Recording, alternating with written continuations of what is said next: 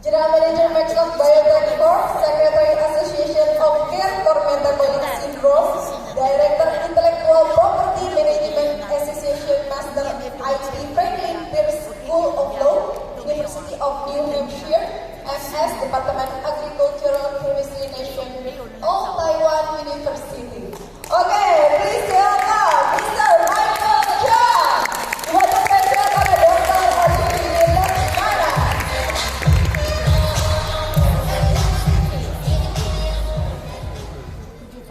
Good afternoon, KK and Surabaya.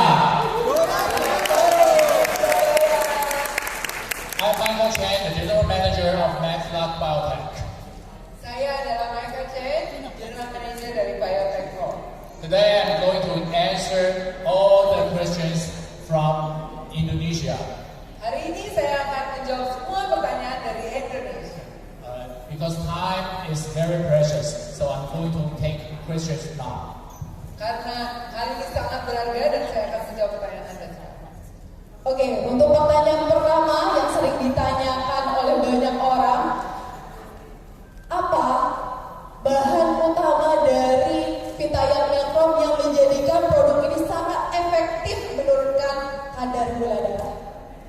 This is the main question from most of the people here. What is the main ingredients of the Milkrom so make it is so effective to make everybody healthy?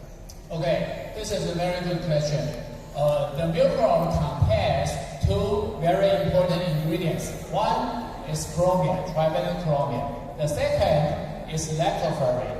We bought the trivalent chromium from the top, the best, the most expensive source from USA. Jadi ini adalah pertanyaan yang penting. Bahan utama dari Milkrom ini ada dua, yaitu yang pertama adalah chromium dan yang kedua adalah lactoferrin. Chromium ini dibawa dari tempat yang terbaik, tempat nomor 1 produksi chromium di USA.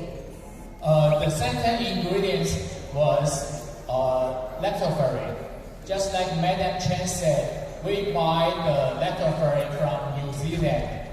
Bahan yang kedua adalah lactoferrin dan lactoferrin ini dibawa dari New Zealand. We buy trivalent chromium from USA, the lactoferrin from New Zealand, and use the patented formula to combine the two ingredients into Milkrom. Jadi chromiumnya diambil dari USA yang terbaik dan lactoferinnya diambil dari New Zealand dan akhirnya kami menggabungkannya menjadi satu produk yang luar biasa yang dipakai di sini dengan nama Milkrom. So, if you can buy any kind of chromium supplement, it's easy. You can buy lactoferrin, it's easy. But you cannot buy any chromium lactoferrin globally except the Milkrom from KK. Jadi, Anda dapat menemukan banyak suplemen chromium dengan mudah. Anda juga dapat menemukan banyak suplemen lactoferrin dengan mudah, tapi Anda tidak akan menemukan chromium dan lactoferrin sekaligus dalam satu suplemen kecuali Milkrom dari KK. Yes, thank you. The second question, please. Pertanyaan kedua, pada brosur Vitayan Milkrom tertulis bahwa tidak disarankan untuk anak-anak di bawah 18 tahun, ibu hamil dan menyusui, serta penderita kanker. Boleh dijelaskan kenapa? Terima kasih. Okay, the next second question is, on the brochure of the Milkrom, they mentioned that it cannot be consumed by children below 18 years old and with the gestational mother and for cancer patient. Why does it say so? Okay, the question goes like, why the gestational women and the youngsters, the age under 18, why not? They cannot consume Milkrom or even cancer patients. The answer goes, first you need to know is the Milkrom is totally safe scientifically and then clinically we prove it. Totally safe. Jadi sebenarnya walaupun ditulis bahwa Milkrom ini tidak dapat dikonsumsi oleh anak-anak di bawah 18 tahun dan oleh ibu yang hamil, namun saya dapat menyatakan bahwa hal ini sangat-sangat aman untuk dapat dikonsumsi. So it is very, very safe for everyone. But talk about gestational women or youngsters, we need to ask, they need it or not. Jadi, ini saya dapat nyatakan bahwa milk itu sangat-sangat aman untuk mereka. Namun, yang perlu ditanyakan adalah apakah mereka membutuhkannya atau tidak. For the gestational women, if the women got diabetes, that is we call gestational diabetes. She need the milk from. Jadi untuk ibu yang sedang hamil, apabila memang dia menderita diabetes pada kehamilannya, maka dia membutuhkan milk ini. If youngsters age under 18 becomes very fat and pre-diabetes, he or she also need milk from. Untuk anak-anak di bawah 18 tahun, yang mana seringkali kita dapati bahwa mereka sangat gemuk, ya, atau mereka menderita prediabetes, maka mereka dapat mendapatkan suplementasi kromium ini. For the cancer people, cancer patient need to go to the hospital, take the cancer therapy, usually the chemotherapy. Untuk pasien-pasien dengan kanker, biasanya dari rumah sakit mereka akan memberikan satu terapi, yaitu yang disebut kemoterapi untuk membantu menyembuhkan kankernya. After the chemotherapy, usually the patient gets very, very weak and tired. At that time, if you want, you can recommend he or she to take in Milkron. I mean, after the chemotherapy, the cancer patient becomes very, very weak and tired. At that time, he or she can take Milkron. Jadi untuk pasien kanker yang menderita, untuk pasien kanker yang mendapatkan kemoterapi, biasanya setelah mendapatkan kemoterapi mereka akan menjadi sangat-sangat lemah karena banyak sel-sel yang rusak, dan setelah mereka menjadi sangat lemah itu kita dapat memberikan suplemen Milkron ini untuk membantu memulihkan tenaga.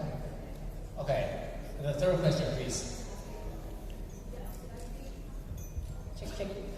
Ya, bagi penderita diabetes yang sudah mengkonsumsi Milkron, jika kadar gulanya sudah turun, apakah masih harus minum Milkron? For diabetes patient with lowering HbA1c, finally that get lower, still can take the Milkron or not? Okay, during the 20 years practice in Maxlab company, I have seen so many people regain the health, get the healthy HbA1c from our Milkron. So after regain the health, yes, if they want to stop, they can stop. Jadi dari pengalaman saya dari banyak negara, saya menemukan bahwa banyak sekali orang-orang yang sudah mengkonsumsi Milkron yang sudah mendapatkan dan mencapai kadar HbA1c yang normal. Dan tentu saja saya katakan bahwa mereka dapat berhenti mengkonsumsi Milkron ini. But there is always a but. But more importantly, we know that type 2 diabetes patients, they always have chromium deficiency. The chromium deficiency leads to insulin resistance, and the insulin resistance leads to diabetes. Tapi, tentu saja selalu ada tapinya. Perlu saya ingatkan bahwa pada akhirnya karakteristik akhir mereka adalah mudah sekali jatuh dalam keadaan resistensi insulin kembali. Okay, so now you know that even if you get the health glucose from Milkron and you want to stop, you can. But don't forget that your body is very, very need to have chromium deficiency. So if the chromium deficiency happen again and the insulin resistance happen again, then the diabetes hit again. Oke, jadi dapat saya katakan bahwa pada saat kadar HbA1c Anda sudah turun, Anda dapat menghentikan Milkronnya, tapi saya ingatkan bahwa suatu saat Anda dapat mengalami resistensi insulin kembali, dan pada saat itu berada pada kondisi tubuh Anda sangat membutuhkan kromium karena tubuh Anda dapat mudah mengalami defisiensi kromium kembali. Karena itu Anda dapat melanjutkan konsumsi Milkron. So I'm going to suggest for the therapeutic, take 4 capsules per day. If you get totally recovered from diabetes, you can take 2 capsules per day as a preventive. Jadi dapat saya katakan bahwa Anda dapat mengkonsumsi 4 tablet sebagai terapeutik atau terapi apabila kadar gula darah Anda tinggi dan HbA1c.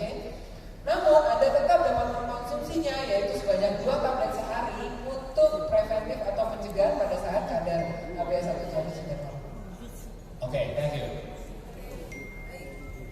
Untuk Bapak Ibu yang mau bertanya, kita berikan waktu 2 pertanyaan dulu. Oke, sebelah sini. Saya mau tanya, saya kan ada gulanya juga. Selama ini kan untuk diabetesnya dapatnya diamikron, diabetes sama metformin. Dan untuk sakit jantungnya dapat agetis, protik sama limofon. Apakah pendampingan obat ini dengan minum metformin jedanya berapa lama? Dan setelah misalnya HbA1c-nya normal untuk maintenance perawatan kan boleh 2 ya.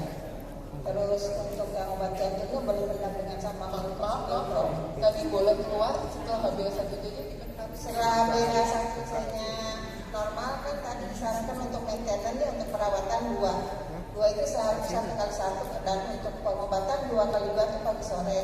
Dan setelah itu obat pendampingan dari obat jantungnya apa masih perlu diteruskan ya? Terima kasih. Oke, untuk pertanyaan ini bisa dikonsultasikan di booth kita, ada stand booth di luar. Jadi pertanyaannya yang lebih detail lagi, tadi ada satu pertanyaan yang menarik. Apakah untuk para penderita hipertensi boleh mengkonsumsi Vitayam Milkrom?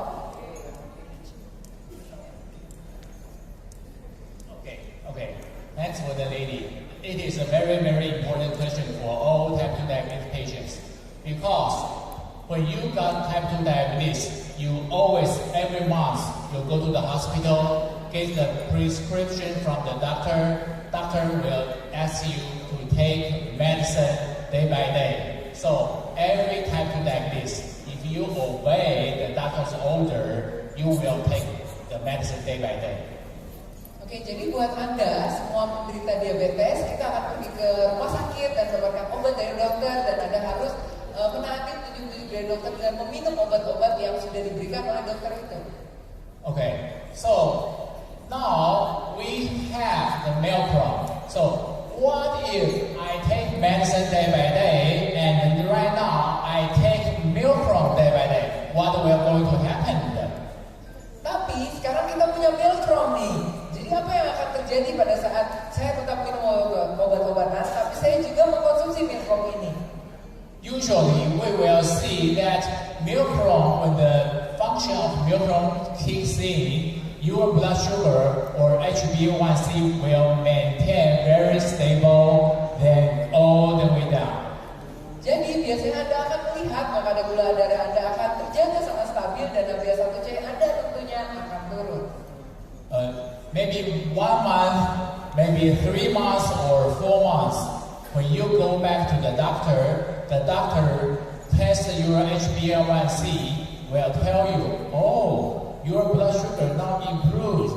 You don't need so many drugs anymore.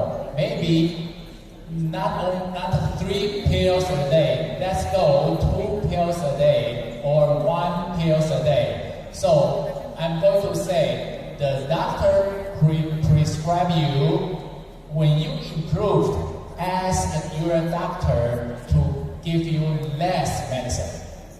Jadi Anda akan melihat bahwa 1 bulan atau mungkin 3 bulan berikutnya, lama-lama pada saat kondisi kadar gula darah Anda dan HbA1c Anda sudah normal, dokter akan melihat dan mengevaluasi kembali apakah Anda yang sebelumnya misalnya mendapatkan 3 tablet, apakah dokter nanti akan menurunkan menjadi 2 tablet atau mungkin 1 tablet. Intinya dokter akan menurunkan konsumsi obat-obatan yang sebelumnya diberikan kepada Anda. Milkrom has no interference with any kind of drug. So feel free, take your drug, take the Milkrom, your body improves, the blood glucose improves, the HbA1c improves, then the doctor will lower lowering your dosage. Jadi, Milkom ini sama sekali tidak akan mengganggu obat-obatan yang diberikan oleh dokter Anda. Ya, karena itu sangat aman Anda konsumsi bersama obat-obat dokter, dan nanti dokter akan melihat bahwa ternyata kadar gula darah Anda akan turun pelan-pelan. Ya, bahwa ternyata semuanya dari kadar coffee lipid juga akan menurun dan memperbaiki semuanya. Sehingga pada akhirnya dokter akan menurunkan dosis obat-obatan yang sebelumnya diberikan kepada Anda. Oke. Ya, sudah terjawab ya. Baik, tadi ada pertanyaan untuk penderita asam lambung dan hipertensi, apakah boleh mengkonsumsi Milkom? For the patient with high acidity in the gastric and Hipertensi? hypertension, patient can take the Milkom. Of course, you know the high glycemia, high blood pressure. These are we call the metabolic syndrome. Jadi untuk penderita dengan hipertensi itu kita bisa sebut sebagai metabolic syndrome. Usually, when you got your age, has the not so good lifestyle, either the high blood pressure or the high blood lipid or the high blood glucose, three of them will hit you one by one or two of them together.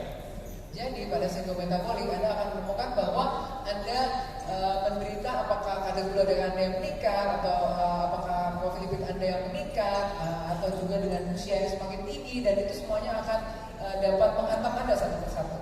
So after taking Milkom, not only the high blood glucose improved, you will feel that also your high lipidemia, high blood lipid also improved. Jadi dengan Milkom Anda akan mendapati bahwa bukan hanya kadar gula darah Anda yang membaik, tapi juga Anda akan mendapati profil lipid Anda yang baik, kolesterol, triglycerid, LDL dan lain-lain. The metabolic syndrome is not a three disease. It is a combined symptoms as a one. Metabolic disease, metabolic syndrome itu bukan 3 penyakit, tapi itu 3 di dalam satu penyakit. Jadi metabolic syndrome itu terdiri dari 3 hal yang utama, yaitu profil lipid yang buruk, kemudian kadar gula darah yang meningkat, dan hipertensi.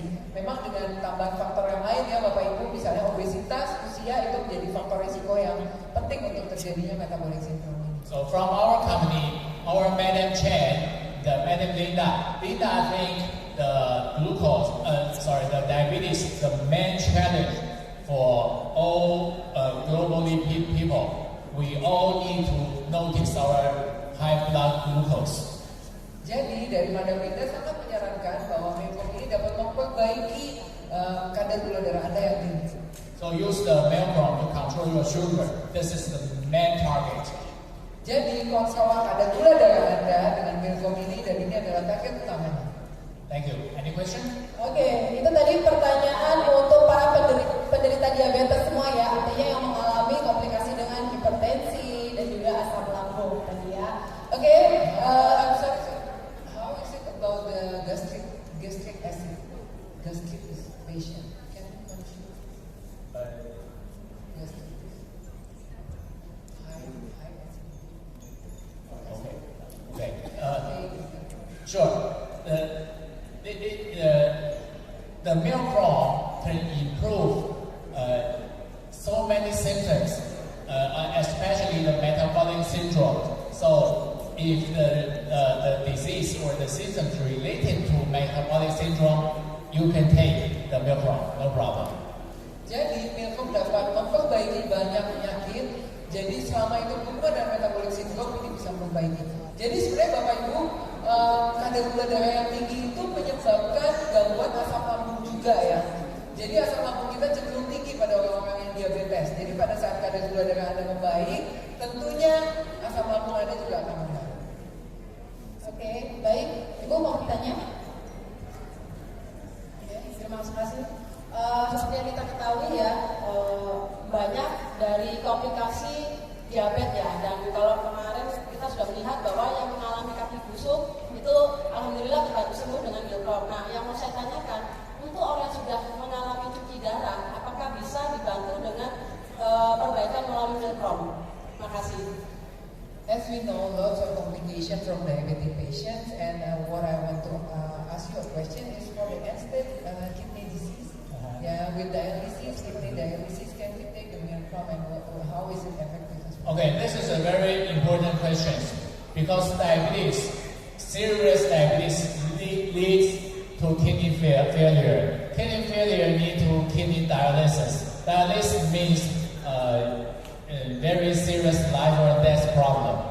Jadi ini pertanyaan yang sangat penting ya, karena diabetes itu sendiri sangat berdampak buruk pada ginjal yang pada akhirnya ginjal akan jatuh ke dalam tahap akhir, yaitu gagal ginjal dan harus membutuhkan cuci darah. Usually, when the first stage of diabetes or pre-diabetes, you don't feel any pain or any problem from your kidney. Biasanya pada tahap awal dari diabetes, Anda tidak akan merasakan gejala apapun untuk ginjal Anda.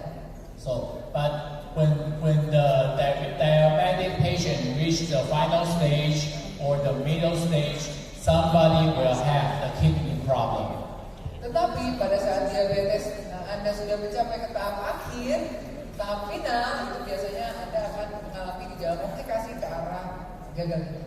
Statistically, there are more than 40% of the kidney dialysis patient is linked to diabetes. Jadi saya dapat nyatakan bahwa lebih dari 40% pasien-pasien dengan gagal ginjal itu disebabkan oleh diabetes dan membutuhkan cuci darah. I mentioned about the importance about kidney failure and diabetes because diabetes leads to kidney failure. Kidney failure leads to dialysis. So, milcrom can help you to improve your diabetes so that you don't need to go to the final stage, that is kidney failure. Jadi saya dapat nyatakan bahwa dengan diabetes Anda bisa jatuh ke keadaan gagal ginjal dan gagal ginjal membutuhkan cuci darah. Sehingga milcrom akan sangat membantu Anda untuk menjaga jangan sampai Anda jatuh ke dalam keadaan yang gagal ginjal dan membutuhkan cuci darah. So the answer is yes. The dialysis patients can have milcrom, no problem. And the milcrom, but if the kidney failure already, the milcrom cannot wake up the failure kidney. But it can improve your diabetes. Don't forget, the kidney failure is because diabetes. So we improve the stores so that the things doesn't get worse. Jadi jawabannya adalah iya, Anda dapat mengkonsumsi milcrom ini untuk penderita-penderita gagal ginjal yang sudah mendapatkan cuci darah. Jadi jangan lupa bahwa cuci darah ini disebabkan oleh diabetes, sehingga diabetesnya adalah sumber masalah yang perlu kita perbaiki terlebih dahulu di sini. Sehingga sangat boleh. Thank you. Oke, ada pertanyaan di sini, silakan Pak.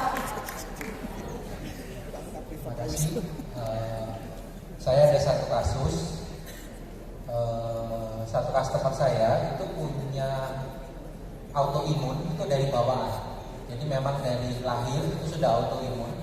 Beranjak dewasa autoimunnya mulai berkurang. Ya tentunya dengan terapi macam-macam seperti itu. Tapi pada usia sekitar 18 tahun, ya 18 tahun badannya jadi berkembang, mekar sekali, gemuk sekali. Terus setelah itu jadi sangat-sangat kurus. Dan di treatment apapun sampai suntik insulin juga nggak terlalu efek. Gitu. Nah, apakah bisa dengan kasus ini pakai milcrom atau udah ada kasus seperti ini? Tapi diabetes nggak ya Pak? Diabetes. Ya. Okay. So I have one case here, a child with congenital autoimmune disease. So he has taken so many drugs before, and then he got diabetes, and then he has a very low weight right now. And can he consume this milcrom? Okay. For the kid or children, is he or she a type 1 diabetes already? Type 1? Shot easily every day? Okay, 20 years, this person shots easily every day or not? Yes, okay. In this case is a typical type 1 diabetes. The type 1, the reason or cause type 1 diabetes is because he or her autoimmune system own beta cell of pancreas, so that this person, maybe child, maybe kids, cannot produce insulin anymore. Jadi untuk kasus ini, saya bisa nyatakan bahwa ini kemungkinan saya adalah tipe 1 diabetes mellitus, di mana anak-anak ini, entah dia laki-laki atau perempuan, itu pankreasnya tidak dapat memproduksi insulin lagi. Let me give you an example. The autoimmune system